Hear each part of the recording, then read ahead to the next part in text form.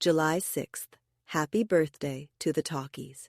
The history books will tell you that the first talking picture was 1927's The Jazz Singer.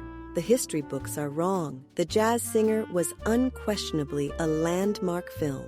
It was one of Hollywood's rare major studio productions in an era when most movies were produced quickly and cheaply to keep hungry audiences fed with fresh entertainment. The studio put its full weight behind The Jazz Singer, advertising it heavily and presenting it as the future of filmmaking. And it was a glimpse. But only a few minutes of The Jazz Singer actually contained spoken dialogue. Call it a bit of bonus footage. The rest was a silent film.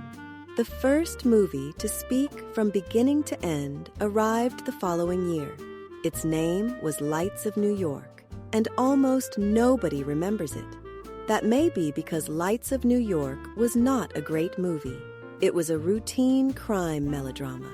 The acting was often stiff, characters frequently clustered together around hidden microphones. Critics have spent nearly a century pointing out its flaws. They're not wrong.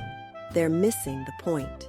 To understand why, we need to consider what a silent movie actually was. Silent movies were not silent. Movie theaters were filled with sound. There were orchestras, there were organists, there was music, laughter, applause, and sometimes even sound effects. What silent movies lacked was a human voice. For decades, audiences watched actors laugh, cry, fall in love, fight villains, and save the day without ever hearing them speak. Everyone knew that one day this would change. Inventors were racing toward the solution. Studio executives knew that talking pictures were coming. But there was a problem. The old formula was making money. Lots of it. Everyone wanted the future. Nobody wanted to be first to pay for it. Most of Hollywood was content to wait. Enter producer Brian Foy. Foy was not one of Hollywood's great prestige filmmakers. He specialized in low-budget productions and quick schedules. When he began work on Lights of New York, it was originally planned as a much smaller project. But Foy saw an opportunity. He believed he could make the first feature-length, all-talking movie. His studio didn't want it. They told him not to do it. The budget was tiny. The technology was primitive. Nobody really knew how to make a film like this. Foy did it anyway. Lights of New York was filmed in just 8 days for about $23,000. The result was awkward. The result was clumsy. The result was revolutionary. Today, viewers often laugh at the stiff performances and primitive staging. Every new language sounds awkward when it is first spoken.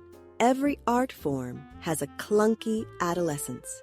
Many pioneers are mocked by generations who stand on their shoulders. Brian Foy was not a revolutionary because Lights of New York was an elegant film. He was a revolutionary because he had the courage to go first when first still looks ridiculous. For the first time, audiences could sit through an entire feature film and hear people speak from beginning to end, not gracefully, but unmistakably. Movies had found their voice. Filmgoers knew the future when they saw it. Nobody claimed it was a masterpiece, but they bought tickets. Over $1 million worth, a return of 5,000% on investment. Foy's studio, Warner Brothers, had mixed feelings about the result. Audiences did not. By the end of the following year, studios had essentially stopped making silent films.